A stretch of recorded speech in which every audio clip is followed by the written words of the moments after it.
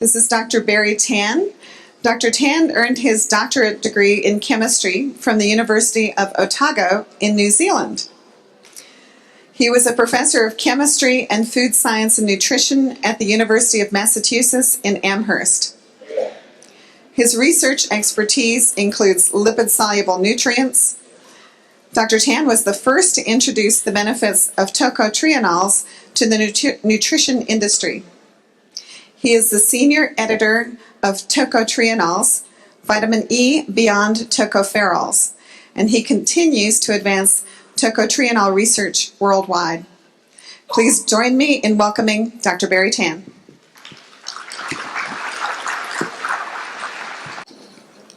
Good morning.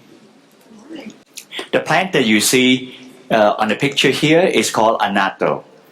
I've been studying vitamin E, specifically the lesser known tocotrienol, for the last 30 years or so. And I tried to find this from all over the world. And when I found this plant to produce it, mostly in South America, and my life and research was arrested. So in the last 10, 15 years, I've been mostly focused on doing research because of the particular kinds of vitamin E found in this plant. It's annatto. We use it for coloring cheeses, meats. Wisconsin cheeses use a lot of this material, and it's grown all over South America. It can be grown in Hawaii. Any place that you find that you can grow coffee, you can grow this plant. So I'm also very grateful to be here because I don't take an opportunity to talk for granted. So my hope is to pass the information that is useful to you. So I thank Dr. Fisher for allowing me to have a chance to speak. I'm also asked to give a disclosure statement. I'm involved with American River Nutrition, a company in Massachusetts where I was a professor a long time ago, and we are doing research and development to extract this compound. So we are primary producer of tocotrienol. We do not sell finished product. Other companies do. And we continue to do research to underscore what this plant could do. So, let's see.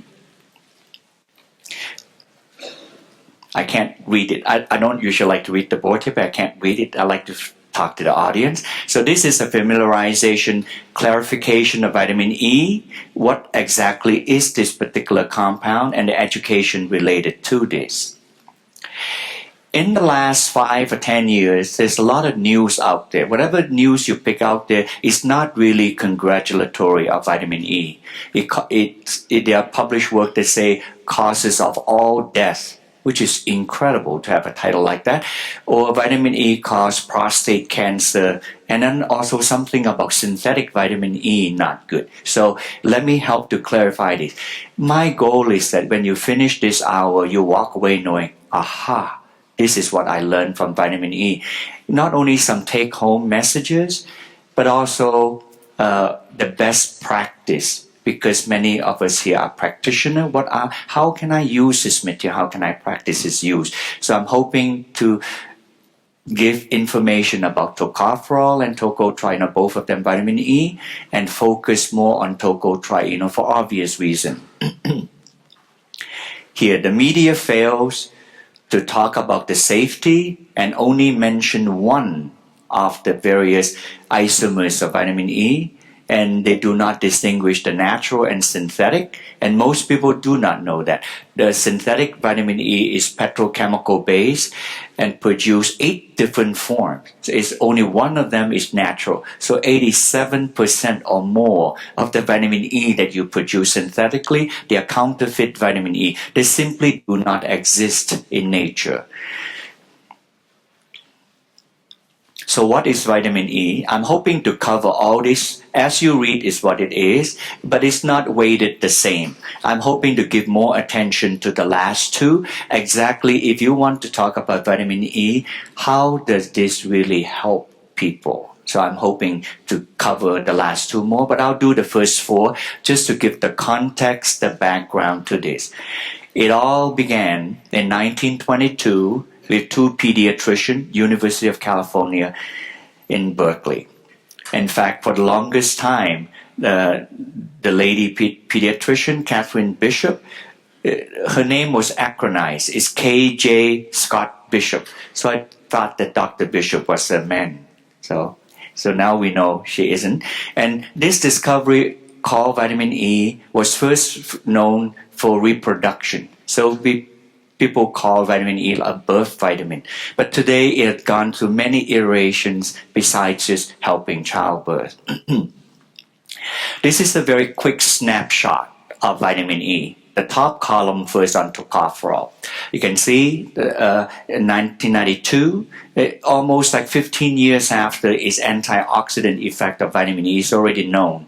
And when you fast forward to 1950, because of the processing of soybean oil, we have lots of natural vitamin E, and soybean only contains tocopherol. So therefore, tocotrienol simply is unknown so the discovery of tocopherol to that of tocotrienol is 40 years apart. You can see right below the feeders there, that's tocotrienol, almost 40 years apart. So if you wonder why not a lot more people know about tocotrienol, this is it. It simply was 40 years later. And when it was known, people said it was erroneously identified as tocopherol again.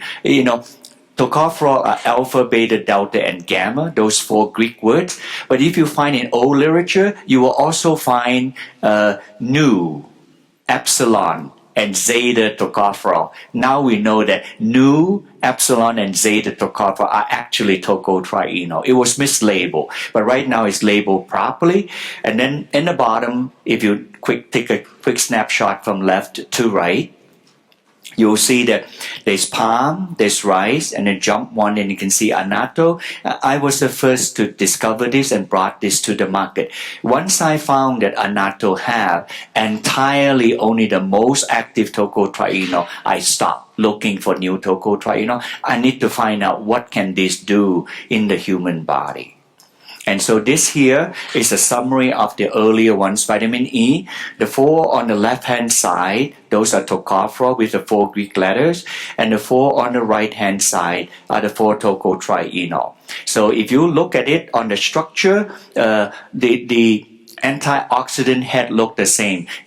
Antioxidant needs to have a phenyl group with an OH. You see, so both tocotrienol and tocopherol have. If you look at the tail has 3 double bonds on the tocotrienol, and hence triene, 3 double bond all just the alcohol. So, and you look at, otherwise the tocopherol and tocotrienol almost look the same.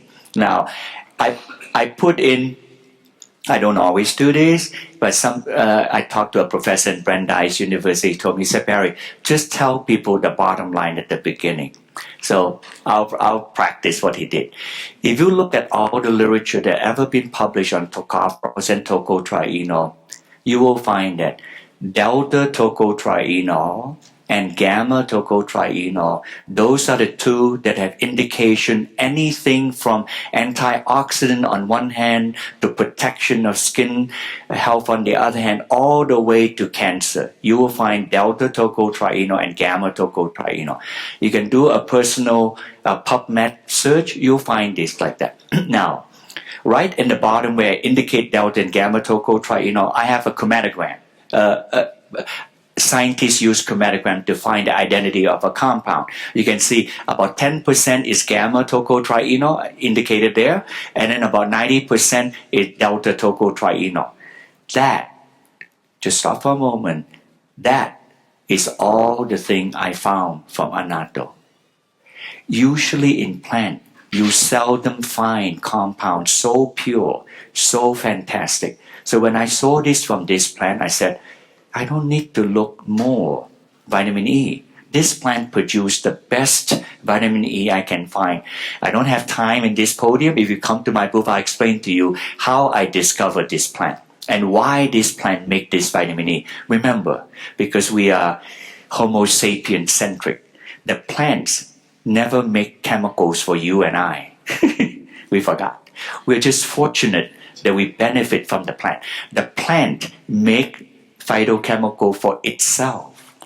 And if you ask me, I'll tell you why the plant does that. But for now, I stumble on this. And many nutraceutical is from the East. And I'm Chinese descent. I could find many of these things in China. But this plant is never grown in China. I don't speak a word of Spanish, no Espanol. And I happened to be in Ecuador, and right there I saw this plant. I said, voila, I got it. I found this thing, So, and then ever since then, my whole life in science is arrested. I study this plant persistently, and you will see all the things. So now if you have an HPLC, almost all delta tocotrienol, this is as good as a medicine can give to you, except two things. It is not synthetic, and it's not a medicine. But I subjected this compound to do all the clinical and animal study I possibly can.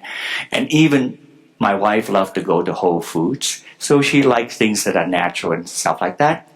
So she said, Barrie, can you extract this thing without using nasty chemical, no solvent, no anything like that? And that took me another 10 years longer to figure it out, right? And now we do. If you ever come to Massachusetts in the Pioneer Valley area, we're in Hadley, next town to Amherst, where Amherst College and UMass Amherst is. You can see them. We do not use chemical and we do not use solvent. So this is as good as it gets. And so natural vitamin E, you can see that there, the synthetic, we already covered that. Why do the industry mix synthetic vitamin E? You see the 4 reasons there. It is cheap and is relatively stable, but 87% are counterfeit E. I'm really upset about any food that have synthetic E, that is not found in nature ever. And this one may be a little bit busy. If you look at the first four bracketed in red, those are the 4 tocopherol, tocotrienol. And then the yellow, those are the synthetic vitamin E. And only one, the one that I have asterisk on the top, that one is natural alpha tocopherol. And you see, there's no discussion of tocotrienol. It simply was not in the lexicon of discussion. It's not even there because it was discovered so much later. But it is found in nature. Okay, before I go to the tocotrienol, you see, things are going to change next year. Up until this year, we still have international unit, and you can see them on the top for the last 50 years. But the government is going to change this. The IU thing is become a misnomer. The IU have to do with the international unit for which a woman would bring to full term with the baby. Remember, it was a birth vitamin. Well, I take this vitamin and I don't have expectation I have childbirth. You see, the whole thing has lost its meaning, So it's not going to be, it's not going to be there anymore. So starting next year, the vitamin E, as far as alpha tocopherol is concerned, it's going to go from 12 milligram to 15 milligram. The IU will vanish. And even that, the American population, 90% of Americans still don't have enough vitamin E. It's a misnomer. It's just, I can't put my head around them. But for those who take supplement, they get a lot of this vitamin. All right. Here, I purposely do a pie diagram to help you to appreciate what are the vitamins found in your blood, what are the vitamins found in your diet, and what are the supplemental ones. In the blood on the left-hand side, you can see almost 80% of them are alpha tocopherol. Immediately you will have a question. Why do our blood have so much alpha tocopherol? Very simple. We have a protein in a human body called alpha tocopherol transport protein. It is that specific. So this protein secure and preserve any alpha tocopherol you have to stay there.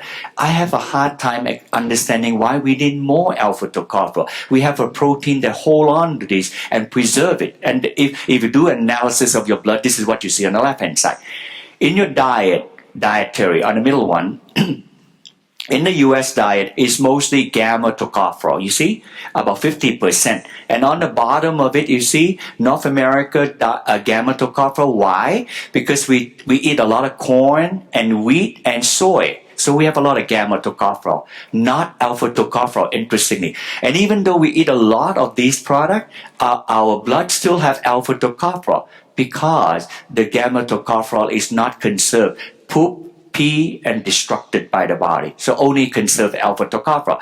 In Europe, however, they don't eat all these things that I mentioned as much. They would have more alpha tocopherol. In Asia and South America, they will have more tocotrienol. Why?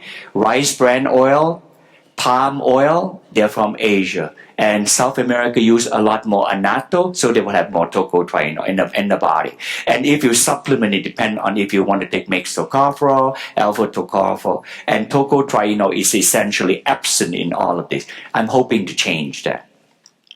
Before I go to tocotrienol, I think this is the last slide.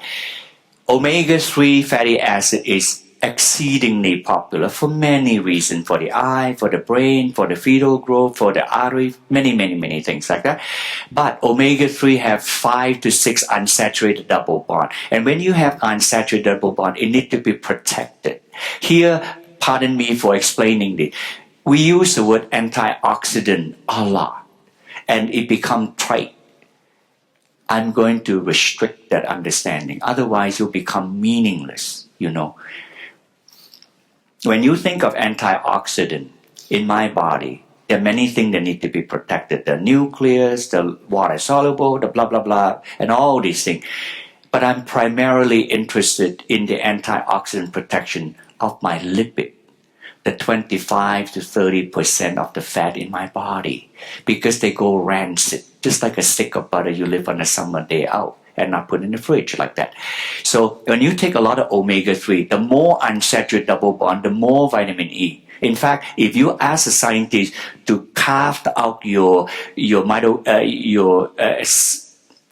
bio layer of your cell membrane, you will not find this, that, and other phytonutrient. You only find vitamin E. So vitamin E has been, over the evolution of time, suited to protect the lipids in your biomembrane. End of story. Anything else you read, like astaxanthin, powerful. Lycopene, powerful. CoQ10, powerful. They're good in many other things. You barely find those fantastic phytonutrients in the lipid membrane. In the lipid membrane, it's tocopherol and tocotrienol. So if that is, zone in on that if you want to protect your lipid from oxidation. You follow? So when you think oxidation, think that, and don't let people talk to you about a million other gazillion antioxidation that you don't know where that's going to go with it. So if you take this, you may have to take more tocotrienol or tocopherol. So we did a study on soft gel because it's very popular. People take soft gel. And when you measure oxidation, any fat chemist will tell you this. Is the primary oxidation is called peroxide value. The peroxide caused in the lipids, peroxide value. And the second one is secondary oxidation is called anisodin value. It follows this too. Now, if you look at your normal fish oil, they usually put alpha tocopherol on the far right side on the blue column there. And then if they're better, they put mixed tocopherol. If they're better yet, they put rosemary extract, RM, rosemary extract. So we decided to do a study in the soft gel with just our annatto, annatto tocotrienol, and rosemary extract, comparing the best that is out there. And when you see, and you can see the annatto, the maroon color, it resists oxidation after 12 months. All that to say, when you take your fish oil with the annatto tocotrienol, it is to not oxidize omega-3. Who want to eat oxidized fatty acid? That doesn't sound good to me, So we did this for that. But nobody have applied this into their product yet. You don't need a lot. And I mentioned lipid membrane. And I did this, pardon that this is a little cartoonic, the cell membrane like that. A tocopherol has a bigger head. A tocotrienol smaller. A tocopherol have a longer tail, and a tocotrienol shorter tail because it's double bond a little shorter like that. The best way I can cartoonize is, you probably heard and read literature. Dr. Lester Packer, when he was not retired at UC Berkeley, he did studies like that. He said that a tocotrienol is 50 times more potent as an antioxidant as tocopherol. It's hard for me to swallow that, even though I'm a researcher in tocotrienol. 50 times? How does it work 50 times? So he did the study. Why is 50 times? Because stoichiometrically, you could say same molecule is 50 times more potent. You must have an explanation. And the explanation is very simple. He used electron capture resonance to study this. Basically, the tocotrienol can fly around on the lipid membrane 50 times faster than that of a tocopherol. So if you use a simple analogy, A tocopherol is like a local policeman. It doesn't cross to the next town. A state trooper does. So a state trooper cross all over the state of California, of Massachusetts to capture the bad guy. So that's the difference. The tocotrienol, because of a shorter tail, it flies around much faster, and that's it. So I'm still talking about antioxidant, but this is where tocotrienol and tocopherol in the cell membrane. And why is this important? Because we have help you to appreciate this. I really want to get your attention on this.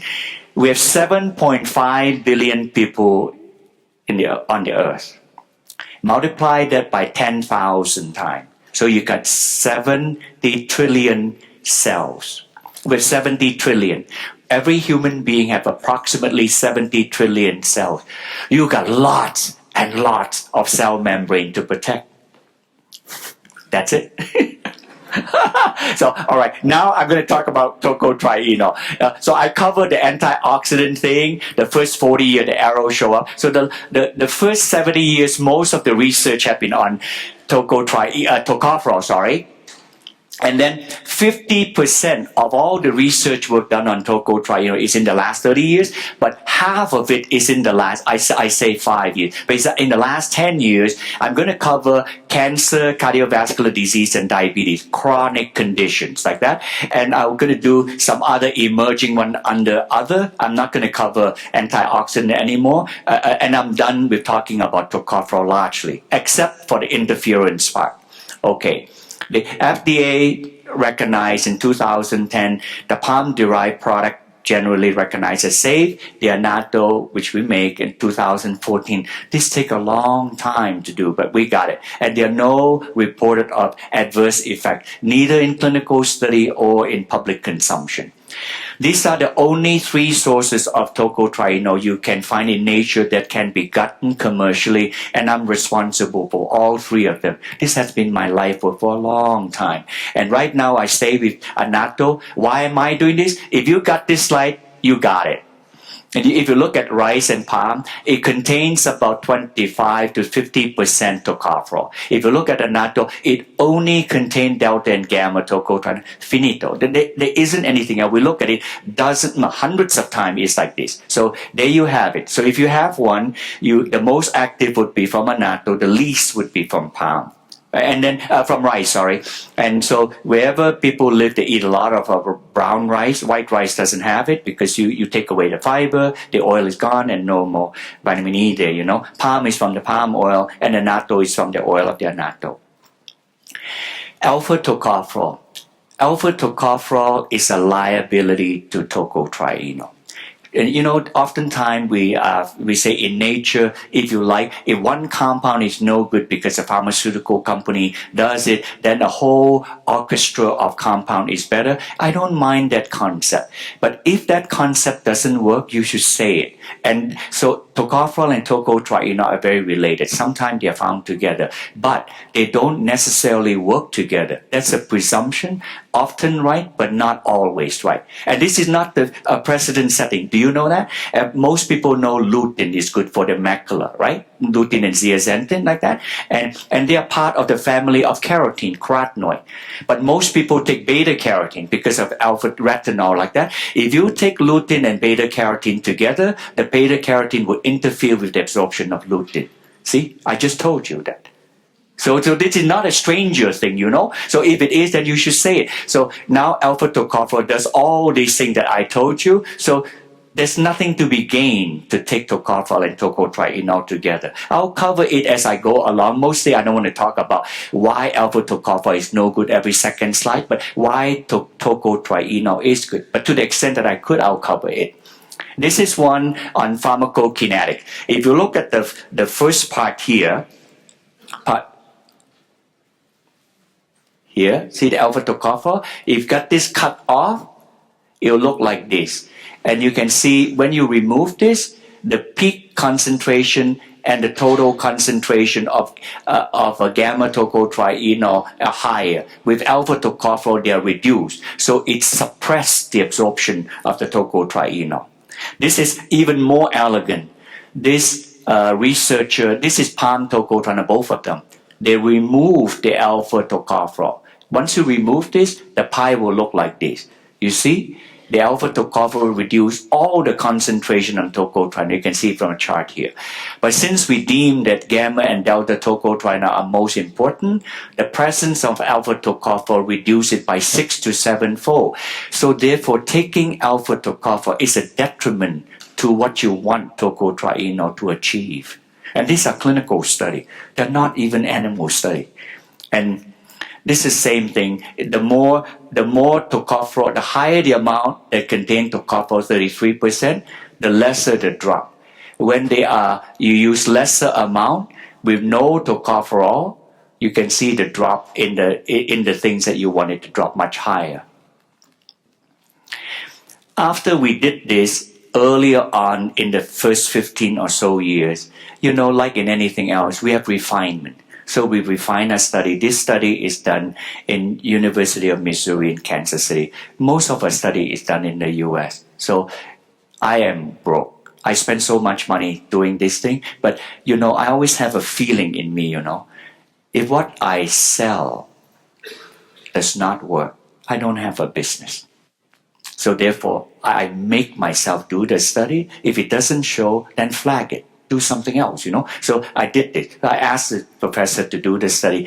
Can they study hypercholesterolemic people? He wanted to know what the escalated doses. So he did the escalated doses. I back him that when you do this, I think that there is a flip side of cholesterol on inflammation. Can you do that too? He did. So this study took a long time to do. So he did those. So clearly at 250 milligrams, it worked the best. More is not necessarily better. And the design is up here. A washout period, and you go to the next escalated dose, and then so you can see the lipid profile looks good, and then on the inflammation side, the same.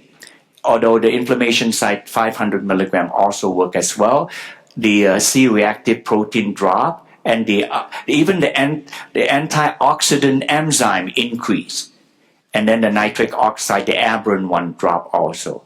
And then they did some biomarkers on cardiovascular disease, and they also help. So I'm thrilled when so you can see what the amount that you are taking. Now, still on the cardiovascular is arteriosclerosis. You cannot do arteriosclerosis in people because you cannot just cut people's arteries out to study this. So the best we have indication of this is in animal study. So this animal study shows here. This is the aortic root, which means it's here. You see it on the front. You can see with alpha tocopherol, no change. With the tocotrienol, it drops that much. And then when you take the whole descending artery here, you can see with tocotrienol, it dropped more.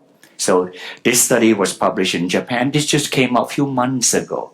I'm talking about study really recent. So now when you doctors use biomarkers because you cannot just cut the tissue out like that. Not on the heart. They're not going to live. So they use biomarkers. If you look at the bottom 4 dots, just read yourself. You got it. If you see it, it helps. It actually, you do not want adhesion molecule to stick onto your artery. If the adhesion molecules stick in your artery, then they will cause foam cell, the beginning of a plaque. And tocotrienol, I call it prevents the Velcro effect of adhesion molecule. And the next slide shows some of this data.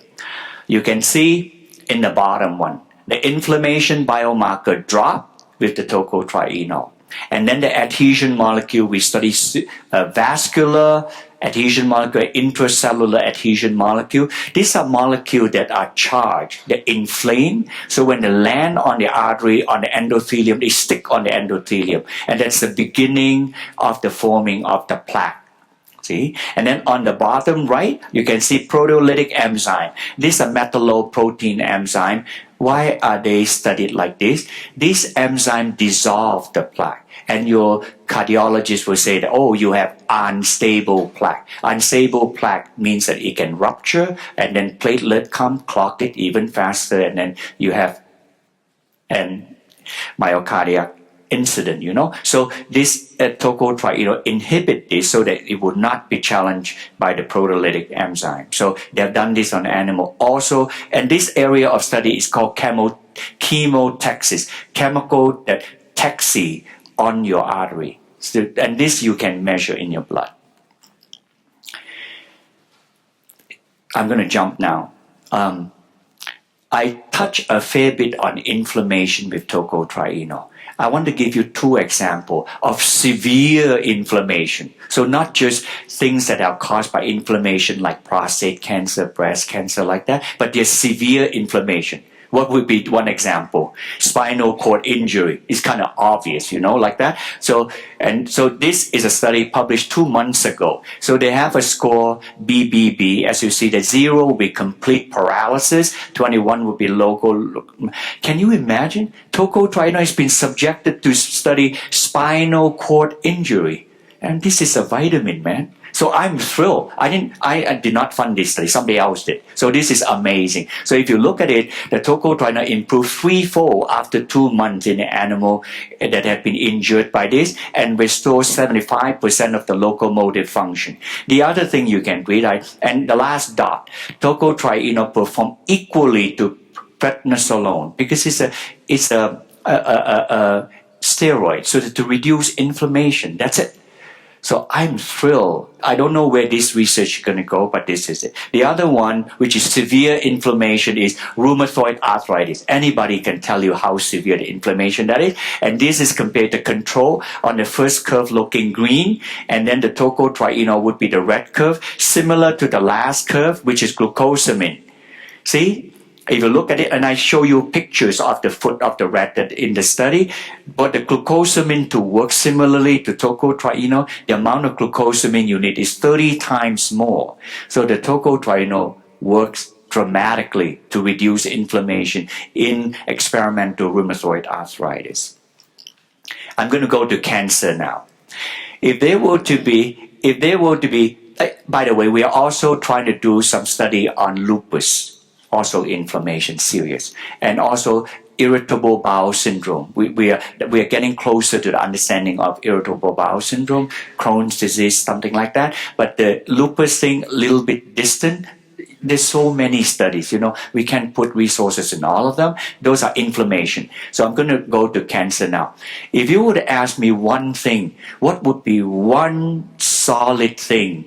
Vitamin E tocotrienol is best indicated like this, I will have to say, not cardiovascular disease, not inflammation, it will be cancer.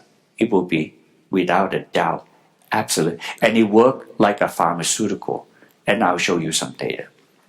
You look at this one here is from the American Cancer Association. So this, we try to cover this. These are the top 5, 6, 7 killers. There are 400 different cancers. We can't possibly study them all, but these are the top 5, 6, and we try to study as best as we can. Angiogenesis. Angiogenesis is one of the ways for which cancer can be arrested after it becomes a tumor, which is the size of a millimeter or so. Angiogenesis is a growth of new blood vessel. They are weird. You have normal blood vessel in the bottom. Angiogenesis, the tumor create some fertilizer. I just said it figuratively. It goes growth factor, so it grow aberrant blood factors out and grow new blood vessels that feed the tumor, because the tumor is growing hundreds of times faster than the normal cell. It needs nutrient, so it bore a hole in normal artery and do it.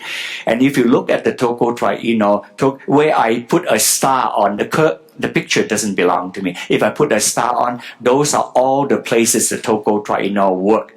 It stops the growth of the blood vessel, it stops the growth factor, it even stops in the hypoxic situation inside the center of it to cause apoptosis of the tumor itself. It also reduces the cell from getting out into the bloodstream, like stroma cell, cancer stem cell. Cancer stem cell is really demonic, You kill the cancer, but you can't kill the cancer stem cell. So they get back in the thing and they show up again. So about 5% of our cancer is a cancer stem cell. And University of Southern Florida in Tampa actually studied this. It actually killed the cancer stem cell. That to me is really cool that somebody studied that, and it's really fantastic. So this is a Japanese study from Tohono University on the angiogenic thing.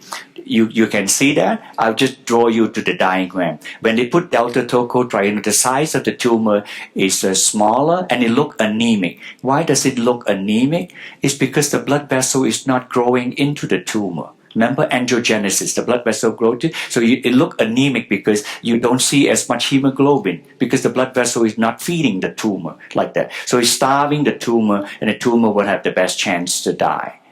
Breast cancer is probably the best indicator there. And this little slide that I show here is probably a summary of 20 to 40 different papers. So why don't you take a moment to read it? You can figure it out. We did a randomized phase 2 trial that began this year. We'll go to next year. Like that is in HER2, which is the most severe breast cancer. The most common one is estrogen ER positive. There's also ER negative for younger women before menopause. But HER2 is the most severe. It's the whole thing, so we are doing this now. We're basing this on a lot of animal study leading us to do this trial. So we are thrilled. So ask me next year. If you want to know more about the trial, you come to my booth. I'll tell you all the trials we're doing. You can go onto the usclinicaltrials.gov. You can see how the study is being designed. I have to put this slide on because it's so beautiful. It's done in France. This French group here, it is actually elegant. The red on black, or pink on black, that is the estrogen receptor, estrogen positive receptor. It's a large protein, And during premenopause, so we have eat estradiol to take care of it so that the body, that organ grows as it should. After menopause, the estrogen drop, and then that could cause uncontrolled growth. And the best known drug that can do this is tamoxifen. And after that, there's aromatase inhibitor, basically to capture this, to arrest this so that the growth is controlled. I'm not talking about aromatase inhibitor. And I'm not talking about tamoxifen. I'm talking about this little vitamin E compound called delta tocotrienol. That picture in green is the intercalation, like a key of delta tocotrienol. It has a near perfect fit into the estrogen receptor. I could not in my wildest, as a scientist, think that a tocotrienol would do this. I had nothing to do with this study. I'll be glad to tell you how to access this study. And then on the right side and the bottom, the hydroxyl group, the phenyl group, the farnesyl group, I didn't want to bore you with it. If you look at the stick representation, you can see the picture a little bit better. In other words, the structure of the tocotrienol must correspond with the way the estrogen receptor is. And if it is, then the key would be able to go in and lock up the estrogen receptor and control it. This is really elegant, that to find the mechanism for which breast cancer can be arrested. And this just tells you how potent the measurement is. So I don't want to go through this. This one here has to do with the selective ER modulator. If you look at the up on the end, agonizing tamoxifen TMF prevents osteoporosis. Does the other one, and then the red alpha tocopherol actually increases the estrogen receptor positive. Not a good thing, on the post-menopause. And alpha tocopherol antagonize the tamoxifen if you add it in combination. I believe that clinical trial was done in okay, I have 10 minutes, so I got to go fast. So I'll go to the bottom one. If you look at delta tocotrienol, you can read that as is. I think that it is a wonderful day, so I'm glad we committed to do the clinical trials on this. On prostate cancer, it is androgen responsive. The PSA dropped 40%, but also in prostate cancer, it could be androgen or an independent or dependent. It works on both. Prostate cancer. I don't have time to do this. I would be glad to show you. If you ask me, see, it kills cancer stem cell. And why pancreatic cancer is the deadliest of all cancer known. And this is the one that have gone furthest in the clinical trial, University of Southern Florida. If you type delta tocotrienol and pancreatic cancer, you can get all the 6 to 10 published work on it yourself. I'm thrilled. I led this professor into studying this, and he's now doing without me. The only drug that used for pancreatic cancer is gemcitabine. See, tocotrienol work this together better at 4 months. At 5 months, just delta tocotrienol have more survival, the combination that more. That means that the delta tocotrienol is reducing severely the toxicity of gemcitabine. Now, for you and I, if we have cancer, we don't want to die. For pancreatic cancer, the odds are bad. So if someone said that you only have 9 months to live, and then they live to 18 months, that is not a nothing. That's a big thing. And see, this example shows you that. And so this is a study, to cut it short, 600 milligram looked the best on it. And this is an actual excised tumor from patient. If you look, about 400 to 600 milligram worked the best. And you can read the bottom there. I won't bother reading it to you. So, and it work on cancer. It does not cause apoptosis on normal cells. So that means it's a good thing. It is no toxic effect. Let me cover briefly on these emerging trends, and after this, I will stop. On this area, tocotrienol delay cataract. This one is probably like an antioxidant thing. As we grow, if we live long enough, all of us will probably have cataract because it's a part of the eyes exposed to nature. It is not most dangerous of all eye disease. So this study shows that in here you see. On the one that with tocotrienol, you can see here, on stage 2, you can barely see this. And as they get older, you can see the animal have patchy, completely opaque. And with tocotrienol, it resists going to stage 4, 3, and 4. The one on control, almost all go to stage 3, and even go to stage 4, to blindness. And the tocotrienol resists that. It doesn't stop it, but it resists. So it's probably an antioxidative one. Radiation. If you talk to Dr. Tanisawa, he will tell you all about radiation protection with tocotrienol because dentists take X-ray to themselves and to the patient. And if you fly, you have radiation, things like that. I'm not talking about that. I'm just talking about radiation as catastrophic kind, as that kind.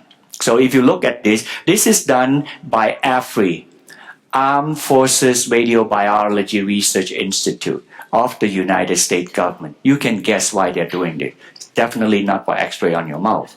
They're doing this for other reasons, right? And so the first thing on radiation protection is if the blood, you see the blue color here, the name here, the white blood cell, if they cannot recover after 30 days, life as we know it for the person is over. Because your blood must be able to recover. So if those that are given delta tocotrienol is able to get into the yellow column after 14 days. This is done by the United States government because they're looking for radiation countermeasure. When I first heard the word during the Iraq war, because of the axis of mass destruction, I'm not trying to be political here, and then there were no axis of mass destruction there, the government were calling this radiation countermeasure. It sounds so militaristic. Today, I appreciate why they're doing the work, because there's a lot of things on the news about North Korea on it. This is referring to that, you know. So it's pretty serious. They're doing this research. They're deemed that this is one of the short list of things that could help in radiation countermeasure. This is another one of those like total body radiation with the intent to kill. See, on the control, almost all of them died after 2 weeks. And then on tocotrienol, they survived. What I'm actually showing you is what actually is. Thank you. Like this. So I'm happy. And you can see in Fukushima, and this is a disaster thing, about radiation can be picked up 5 to 150 miles from the site of action. So we are not all immune. United States, so we're coming home now. All the spotted places, the 110 nuclear power plants that our country have. I arbitrarily draw the line there, and you see where I live there. If something happened, I'm toast. you know. And if you live in California, it's on the seismically active place. So we are not good, but we are in a country with desperate need of power. Without power, we can't all depend on hydropower like that. So anyway, a disaster like this is not good news. All right. Last few slides on neurological benefit. You can see on a neuron, it's got dendrite, receiver, and transmitter. Here, the myelin sheath is where the omega-3 is, like that. So here, because it protects omega-3, we already know that tocotrienol is a potent antioxidant. It will probably protect the transmission. And we just begun study on beta amyloid. Now, not holding my breath on this. This you can see. When you add tocotrienol, the neuron actually grows better. I'm referring to this one, the last one here. This study on Alzheimer's disease study here. We are thrilled about this study. This is a study of VA Hospital in Boston, BU, Georgia State University in Atlanta, Texas Tech University in Lubbock, Texas. We are looking for the reduction of beta amyloid. If it is, this will be good news for people who have dementia or Alzheimer's disease. But I'm not holding my breath. Why? Because every drug that has been tested on Alzheimer's disease has failed. So what makes my tocotrienol succeed? So I'm not holding my breath on it, but we need the animal study come in first before we can design a clinical trial. If you know of anything that you can connect me to anybody, please let me know. Okay. Now the bone thing, we hope to do this. Because of time, you see, it increased the calories. The bone is even able to increase the calories for animals that have estrogen to protect it. So in control, which is after menopause, experimentally you can see, so tocotrienol is able to reduce the bone structure. We completed the structure here. It's a double-blind placebo control study, the best that we can do. So far the news, I can give you the shorthand answer. It helps postmenopausal women to mineralize the bone. So it will resist osteopenia long before osteoporosis. And I come back in full circle to this curve. So therefore, the presence of alpha tocopherol, if you want to take advantage of what tocotrienol can do, is a liability. So like that. And these are summary, like I said, on chronic condition, the last 2-3 dots. And practice take home, I'll take your eyes to the last 4. The sources, annatto would be the best. The dosing, alpha tocopherol interfere. So if you must take alpha tocopherol, please take it 5 to 6 hours apart. Tocotrienol is lipid-soluble. Take it with a meal. Prevention is a great insurance for chronic condition. Suggestions to take it, 100 to 200 milligram as an antioxidant protection. If you have chronic condition, 2 to 3 times more. 3 times more is clearly for people who have cancer and end-stage diseases like that. So if you need more information, you can come to our website or email me. Thank you so much for allowing me this chance to give this talk.